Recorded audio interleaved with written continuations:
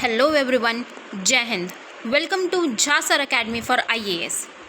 Guys, हम कर रहे हैं अपने करंट अफेयर्स की एमसीक्यू प्रैक्टिस और हमने अपना स्टार्ट किया था अप्रैल 2021 के एमसीक्यूज़ को करना।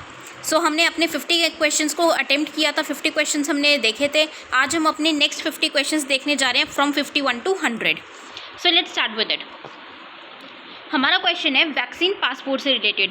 वैक्सीन पासपोर्ट से रिलेटेड इस क्वेश्चन में क्या पूछा गया है? It is an electronic record of vaccination possibly in the form of a QR code that is easily accessible through a smartphone.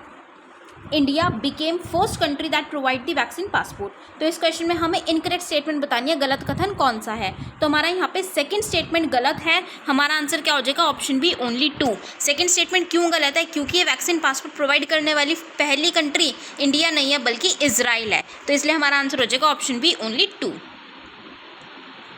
Next question है हमारा,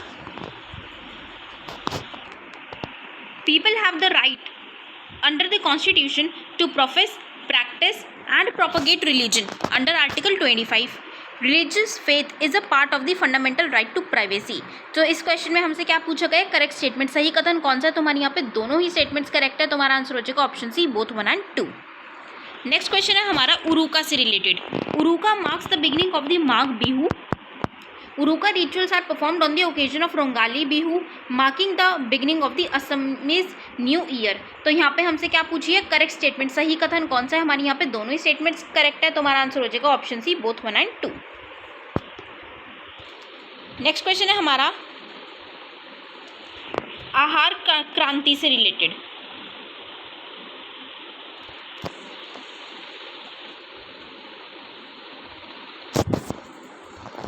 Ahar Kranti is a movement to raise awareness of the importance of a nutritionally balanced diet in India and the mission is run only by Vijnana Bharati.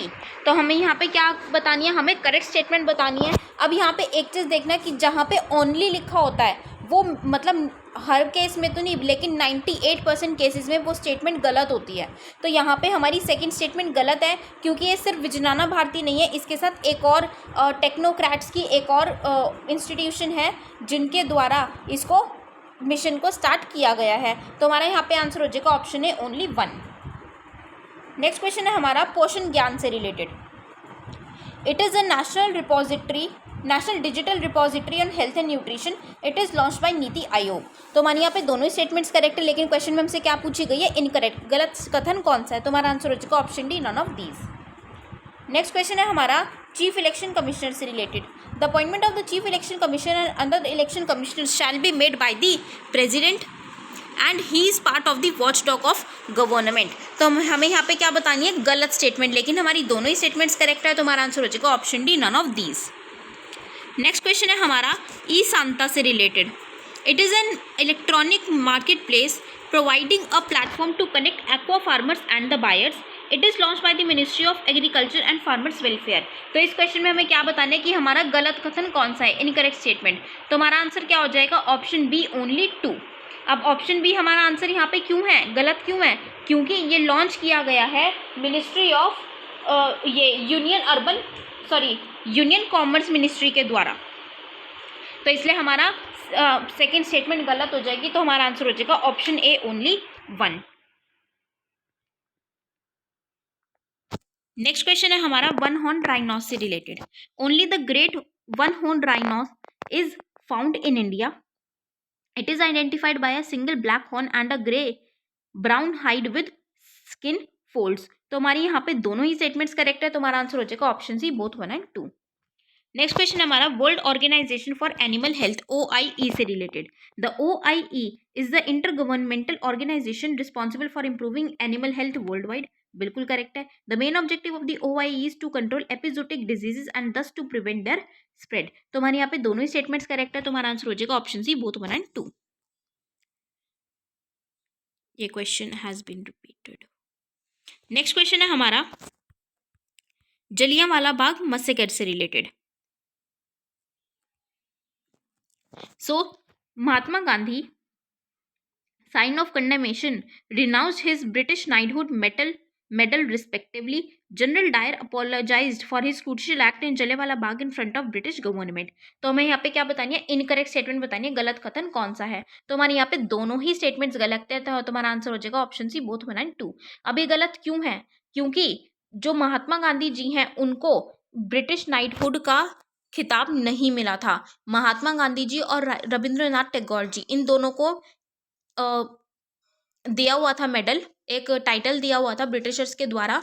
तो वो title था, रविंद्रनाथ टैगोर जी को मिला हुआ था British knighthood और महात्मा गांधी जी को मिला था कैसरे हिंद। तो इसीलिए ब्रिटिश नाइटहुड किसने रिनाउंस किया था, रविंद्रनाथ टैगोर जी ने। और जो जनरल डायर थे उन्होंने कोई अपोलोजाइज नहीं किया था ब्रिटिश गवर्नमेंट के सामने, ठीक है, उनका एक्ट सही बताया गया था, उन्होंने कोई भी अपोलोजेटिक वो नहीं थे इस चीज के लिए। नेक्स्ट क्वेश्चन है हमारा रेसिना डायलॉग से related. The conference is being hosted only by the Ministry of Home Affairs. The Raisina Dialogue has grown to emerge as a leading global conference on international affairs that started in 2016. तो इसमें हमारा answer क्या हो जाएगा, correct answer है हमारा option B, only 2। Next question है हमारा RCEP से related. Its aim is to lower tariffs, open up trade and services and promote investment to help emerging economies catch up with the rest of the world. India also be the key partner of RCEP. तो हमें यहाँ पे correct statement बतानी है, तो हमारा answer क्या हो जाएगा, ऑप्शन ए, ओनली 1, क्योंकि इंडिया अब इसकी की पार्टनर नहीं है, इंडिया ने RCEP को छोड़ दिया है, तो इसलिए हमारा आंसर है option A, only 1। Next question है हमारा इंटरनेशनल कोर्ट ऑफ जस्टिस से रिलेटेड, ICJ।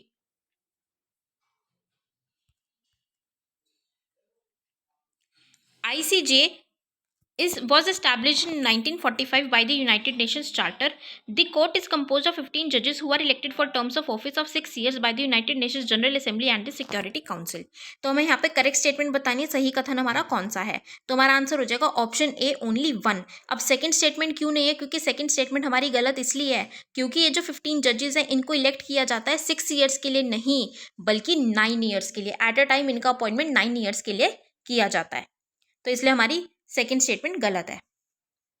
नेक्स्ट क्वेश्चन है हमारा ई वीज़ा। ई वीज़ा किसके लिए दिया जाता है, प्रोवाइड किसके लिए किया जाता है, टूरिस्ट, बिजनेस और मेडिकल, या ऑल ऑफ द अबव। तो इसका आंसर है option D, all of the above, क्योंकि सभी के लिए प्रोवाइड किया जाता है।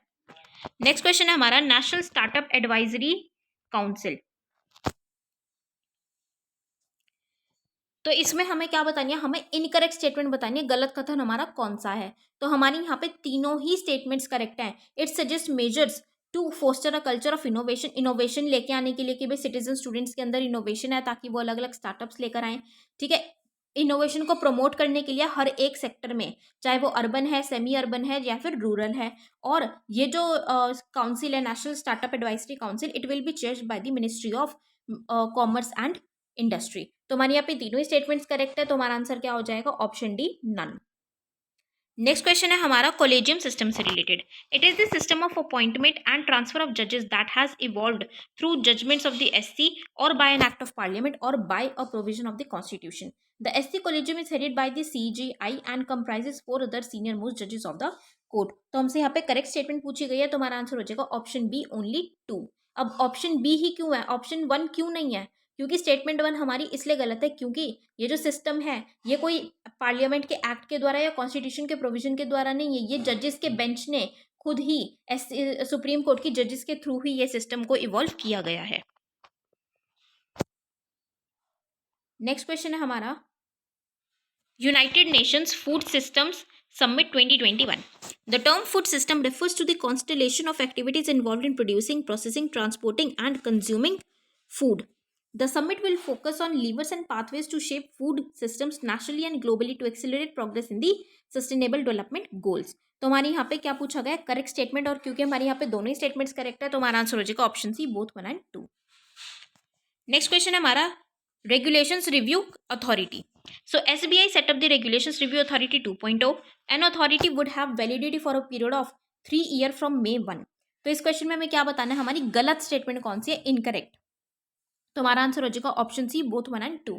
अब ऑप्शन सी क्यों है, क्योंकि हमारी यहाँ पे दोनों ही स्टेटमेंट्स गलत है। क्यों, क्योंकि एक तो ये जो अथॉरिटी है ये सेटअप की गई है RBI के द्वारा, ना कि SBI के द्वारा।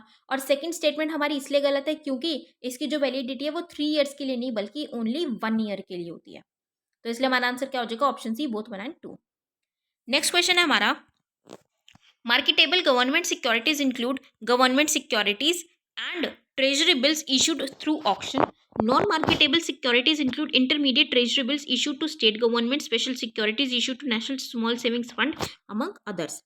तो हमारे यहाँ पे क्या बताना है, हमें इनकरेक्ट स्टेटमेंट बतानी है, गलत कथन कौन सा है, लेकिन हमारे यहाँ पे दोनों ही स्टेटमेंट्स करेक्ट है, तो हमारा आंसर हो जाएगा option D, none of these. Next question है हमारा, Mettur Sarabanga lift irrigation project is launched by. तो ये प्रोजेक्ट लॉन्च किया गया है तमिलनाडु गवर्नमेंट के द्वारा, तो हमारा आंसर हो जाएगा option A, only 1। Next question हमारा मंकी डेक्टाइल से related. So it is a flying reptile with the oldest opposable thumbs. The new pterosaur fossil was discovered in Tiaojishan Formation of Liaoning, China. तो हमारे यहाँ पे दोनों ही statements correct है, तो हमारा आंसर हो जाएगा option C, both 1 and 2। Next question हमारा यूनाइटेड नेशंस पॉपुलेशन फंड से related. So it is the United Nations sexual and reproductive health agency. The organisation was created in 1969। तो हमारे यहाँ पे दोनों ही स्टेटमेंट्स करेक्ट है, तो हमारा आंसर क्या हो जाएगा, option C, both 1 and 2। Next question है हमारा, International Day for Monuments and Sites. So these sites are officially recognized by only the United Nations Educational, Scientific and Cultural Organization, also known as UNESCO. The theme for this year is Complex Past, Diverse Futures. तो हमें यहाँ पे correct statement बतानी है, तो हमारा answer हो जाएगा ऑप्शन बी, ओनली 2। अब जो स्टेटमेंट 1 है वो हमारी गलत क्यों है, क्योंकि इन साइट्स को ऑफिशियली रिकॉग्नाइज किस किस ने किया, यूनेस्को, और यूनेस्को के साथ यूएन ने भी किया, यूनाइटेड नेशंस ने भी, तो इसलिए हमारी फर्स्ट स्टेटमेंट गलत हो जाती है।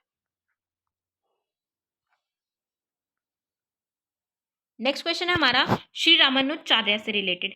ही wrote influential text such as Bhashya on the Brahma Sutras and the Bhagavad Gita all in English. He is the most respected acharya in the philosophy of Shri Vaishnavism. तो हमें यहाँ पे क्या बताना है, करेक्ट स्टेटमेंट, तो हमारा आंसर हो जाएगा ऑप्शन बी, ओनली 2। अब ऑप्शन बी क्यों है, ऑप्शन ए क्यों नहीं है सही, क्योंकि स्टेटमेंट फर्स्ट हमारी गलत है, क्योंकि ये जो सारे इन्फ्लुएंशियल टेक्स्ट थे ये सारे इंग्लिश में नहीं बल्कि उन्होंने किसमें लिखे थे, संस्कृत में, तो इसलिए हमारा स्टेटमेंट 1 गलत है। नेक्स्ट क्वेश्चन हमारा, खजुराहो टेम्पल से related. The temples are famous for their Nagara style architectural symbolism, बिल्कुल करेक्ट है। The temple site is situated within Satpura mountain range, no. Second statement हमारी गलत है, क्योंकि ये सतपुरा माउंटेन रेंज में नहीं बल्कि विंध्यन माउंटेन रेंज में हमें देखने को मिलती है, तो हमारा यहाँ पे करेक्ट स्टेटमेंट यहाँ पे कौन सी हो जाएगी, option A, only 1। Next question है हमारा, Goa uniform civil code. So article 48 of the constitution says that there will be a uniform civil code, नहीं। डीपीएसपी का आर्टिकल 44 यूनिफॉर्म सिविल कोड के बारे में बताता है, and Goa's Portuguese civil code 1867 is basically an alien code given by the Portuguese. तो हमारी second statement बिल्कुल करेक्ट है, तो हमारा आंसर हो जाएगा option B, only 2। Next question है हमारा, gender Samvad event, a joint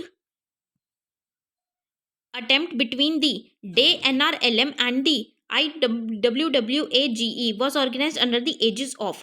तो इसको जेंडर संवाद इवेंट जो है वो किसके द्वारा ऑर्गेनाइज किया गया था, तो ये किया गया है Ministry of Rural Development, option C हमारा यहाँ पे करेक्ट आंसर हो जाएगा।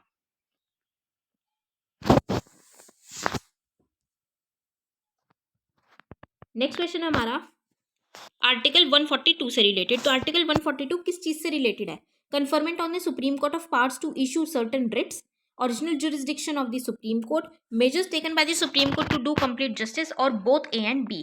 तो आर्टिकल 142 होता है हमारा कि कंप्लीट जस्टिस करने के लिए सुप्रीम कोर्ट जो भी ऑर्डर देगी या जो भी जजमेंट देगी उसके रिगार्डिंग होता है कि वो जो भी काम करेगी, तो हमारा यहाँ पे ऑप्शन सी बिल्कुल करेक्ट आंसर हो जाएगा। नेक्स्ट क्वेश्चन हमारा यूरेनियम से related. Uranium contains a rare radioactive isotope called U-235, बिल्कुल करेक्ट है। Large deposit of uranium is found in India, नहीं, ये स्टेटमेंट गलत है। लार्ज डिपॉजिट हमें इंडिया में नहीं देखने को मिलता, इंडिया में काफी कम हमें देखने को मिलता है, तो इसलिए हमारा करेक्ट आंसर हो जाएगा option A, only 1। Next question है हमारा, फ्यूजिटिव इकोनॉमिक ऑफेंडर से related. A person can be named as fugitive economic offender for involvement in economic offences involving at least ₹50 crore और मोर, नहीं, ये ₹50 करोड़ नहीं है बल्कि ₹100 करोड़ और मोर है, उसके ज़्यादा का होगा तभी हम उसको फ्यूजिटिव इकोनॉमिक ऑफेंडर के उसमें इन्वॉल्वमेंट कह सकते हैं। The person who is declared as a fugitive economic offender can challenge the proclamation in the high court within 30 days of such declaration, बिल्कुल करेक्ट है। इसका एक प्रोसीजर होता है कि अगर 100 करोड़ या उससे ज़्यादा का अमाउंट कोई लेके भाग गया है कंट्री से बाहर, तो उसको क्या किया जाता है कि कोर्ट जो है उसको 6 वीक्स में, मतलब रिपोर्ट करने के लिए कहती है कि उसको कोर्ट में आके रिपोर्ट करना है। लेकिन अगर वो रिपोर्ट नहीं करता है या फिर वो उसके अगेंस्ट 30 डेज में चैलेंज नहीं करता है, तब उसको क्या करार कर दिया जाता है कि वो एक भगोड़ा है, फ्यूजिटिव इकोनॉमिक ऑफेंडर है। तो हमारे यहाँ पे करेक्ट आंसर क्या हो जाएगा? Option B, only 2। Next question है हमारा startup India seed fund scheme से related. The fund aims to provide financial assistance to startups for proof of concept, prototype development, product trials, market entry and commercialization. Department for promotion of industry and internal trade is the nodal department of this scheme. तो हमारे यहाँ पे दोनों statements correct है, तो हमारा answer हो जाएगा option C, both 1 and 2। Next question है हमारा एआरसी से related. The asset reconstruction company is a specialised financial institution that buys the non performing assets from banks and financial institutions, बिल्कुल correct है। The SARFAESI securitisation reconstruction of financial assets and enforcement of security interest act 2002 provides the legal basis for the setting up of ARCs in India. तो हमारे यहाँ पे दोनों ही statements correct है, तो हमारा आंसर हो जाएगा option C, both 1 and 2। Next question हमारा इंटरनेशनल स्पेस स्टेशन से related. The ISS circles the earth in रफली 93 minutes, completing 15.5 orbits per day, बिल्कुल करेक्ट है। The ISS is a modular space station और habitable artificial satellite in low earth orbit. तो हमारे यहाँ पे दोनों ही स्टेटमेंट्स करेक्ट है, लेकिन हमसे क्वेश्चन में क्या पूछा गया है? इनकरेक्ट, गलत कौन सा? तो हमारा आंसर क्या होगा? Option D, none of these. Next question है हमारा global youth mobilisation local solution campaign से related. So it was launched in 2020. It is mandated to fund youth in communities impacted by the pandemic to take up innovative programs to rebuild lives. तो हमसे यहाँ पे क्या पूछा गया? गलत statement कौन सी है? तो हमारा आंसर हो जाएगा ऑप्शन है, ओनली 1, क्योंकि स्टेटमेंट 1 हमारी गलत है, क्योंकि इसको लॉन्च 2020 में नहीं बल्कि 2021 में किया गया था, 2021 में लॉन्च की गई थी। नेक्स्ट क्वेश्चन हमारा बाओ फोरम से related. So it is a non-profit organization and it is modeled on the World Economic Forum held annually in Davos, Switzerland. तो हमें यहाँ पे क्या बतानी है? इनकरेक्ट स्टेटमेंट बतानी है। तो हमारे यहाँ पे दोनों ही स्टेटमेंट्स करेक्ट है, तो हमारा आंसर क्या हो जाएगा? Option D, none of these. Which one of the following country launch its own space station in 2025? 2025 में अपना स्पेस स्टेशन कौन सी कंट्री लॉन्च कर रही है? It's Russia. तो हमारा आंसर हो जाएगा option B, only 2। Next question है US has decided to postpone launching the proposed travel bubble with India. No, ऐसा कुछ भी नहीं है कि यूएस ने पोस्टपोन किया है। Creating a travel bubble involves reconnecting countries और states that have shown a good level of success in containing the novel coronavirus pandemic domestically. तो हमारे यहाँ पे करेक्ट स्टेटमेंट पूछी गई है, तो हमारा आंसर हो जाएगा option B, only 2। Next question है हमारा transport for all. It is launched by the Housing and Urban Affairs Ministry in collaboration with Institute for Transportation and Development Policy. The challenge aims to bring together cities, citizen groups and startups to develop solutions that improve public transport to better serve the needs of all citizens. तो हमारे यहाँ पे दोनों statements correct है, तो हमारा answer हो जाएगा option C, both 1 and 2। Next question हमारा सल्फर डाइऑक्साइड से related. The largest source of SO2 sulphur dioxide in the atmosphere is the burning of fossil fuels by power plants and other industrial facilities, बिल्कुल correct है। The aerosols decrease the reflection of radiation from the sun back to space, cooling the earth's lower atmosphere और troposphere।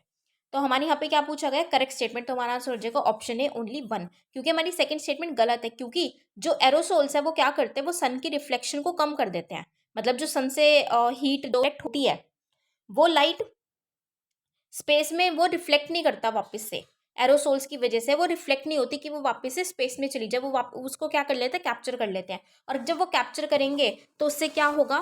सन की light capture करने की वजह से जो अर्थ का टेम्परेचर है या एटमॉस्फेयर है वो कूल नहीं होगा, बल्कि वो वार्म होगा, टेम्परेचर इंक्रीज हो जाएगा। तो इसलिए हमारी सेकेंड स्टेटमेंट गलत है। नेक्स्ट क्वेश्चन हमारा डिस्क फुटेड बैट से related. Arunachal Pradesh has yielded India's first bamboo dwelling bat with sticky disc. No, ये स्टेटमेंट गलत है, क्योंकि अरुणाचल प्रदेश ने नहीं बल्कि मेघालय ने किया है। It has also helped add a genus and species to the bat fauna of India. तो हमसे यहाँ पे क्या पूछा गया? हमसे यहाँ पे करेक्ट स्टेटमेंट पूछी गई, तो हमारा आंसर हो जाएगा option B, only 2। Next question हमारा चोलिस्तान डेजर्ट से रिलेटेड। तो चोलिस्तान डेजर्ट हमें कहाँ देखने को मिलता है? तो इट इज इन पाकिस्तान। तो हमारा आंसर हो जाएगा option B, only 2। Next question हमारा टिक्की फॉर्मेशन से रिलेटेड। तो टिक्की फॉर्मेशन क्या है? It is a late Triassic geological formation in Gujarat. तो ये तो ठीक है कि लेट ट्रायसिक जियोलॉजिकल फॉर्मेशन है, लेकिन ये मध्य प्रदेश में है।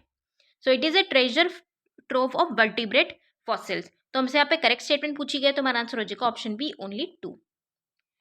नेक्स्ट क्वेश्चन है, recently the RBI has set up a committee headed by Sudarshan Sen to the review of working of. अब सुदर्शन सेन जो कमिटी बिठाई गई है वो किसको रिव्यू करने के लिए बिठाई गई है, तो हमारा आंसर हो जाएगा option A, asset reconstruction companies. Next question हमारा वंदे भारत मिशन से रिलेटेड।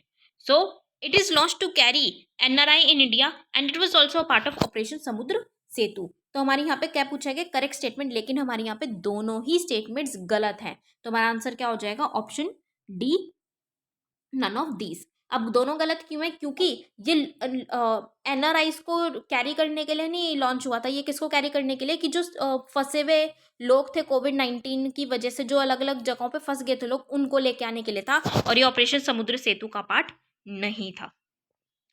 नेक्स्ट क्वेश्चन हमारा वेज एंड मीन्स एडवांसेस से related. So they are temporary loans facilitated by SBI to the government to enable it to meet temporary mismatches between revenue and expenditure. अभी पूरी statement सही है, सिर्फ एक चीज गलत है कि एसबीआई के द्वारा नहीं बल्कि आरबीआई के द्वारा इसको प्रोवाइड किया जाता है। The rate of interest is the same as the repo rate while the tenure is 3 months। तो हमारे यहाँ पे सेकंड स्टेटमेंट करेक्ट है, तो हमारा आंसर हो जाएगा option B only 2। Next question है हमारा सिविल सर्वेंट से related. A government servant under any circumstances has no right to strike. A civil servant can be dismissed or removed by any authority subordinate to the authority by which he was appointed। तो हमसे यहाँ पे correct statement पूछी गया, तो हमारा answer हो जाएगा option A only 1। Second statement क्यों गलत है, क्योंकि इसमें बोला गया है कि जो सिविल सर्वेंट है उसको जिस भी अथॉरिटी ने अपॉइंट किया है, अब नॉर्मल क्या होता है कि जो वो अथॉरिटी अपॉइंट कर रही है वो उनको रिमूव कर सकती है, लेकिन वो अपॉइंटिंग अथॉरिटी के अंडर जो अथॉरिटी आ रही है, सबऑर्डिनेट है उनसे अंडर है, वो रिमूव नहीं कर सकते, लेकिन यहाँ पे क्या बोला है कि वो रिमूव कर सकते हैं, इसलिए हमारी सेकंड स्टेटमेंट गलत है। नेक्स्ट क्वेश्चन हमारा वर्ल्ड प्रेस फ्रीडम इंडेक्स से related. It is based on evaluation of media freedom that measures pluralism, media independence, the quality of the legal framework and the safety of journalist. तो correct statement है, India remained at the 140th position among 180 countries. तो हमारी second statement गलत है, क्योंकि India की position क्या है 142, तो इसलिए हमारा करेक्ट आंसर क्या हो जाएगा option A only 1। Now the last question of the day is question 100। So Article 224 is to pave way for appointment of retired High Court judges as ad hoc ones for a period of 2 to 3 years। बिल्कुल correct है। The maximum possible strength of supreme court has 31 जजेस including chief justice of India. तो ये maximum possible strength 31 नहीं है बल्कि 34 है, तो इसलिए हमारा सेकंड स्टेटमेंट गलत हो जाएगी, हमारा आंसर क्या हो जाएगा ऑप्शन ए ओनली 1। तो ये थे गाइज आज के हमारे 50 क्वेश्चंस। आई होप आप लोगों को ये सेशन पसंद आया होगा, आप लोगों की काफ़ी अच्छी प्रैक्टिस हो रही होगी। तो प्लीज़ गाइज इस सेशन को लाइक और शेयर ज़रूर कीजिएगा और अपना स्कोर हमें कमेंट सेक्शन में ज़रूर बताइएगा। So till then, thank you so much, have a great day ahead, जय हिंद।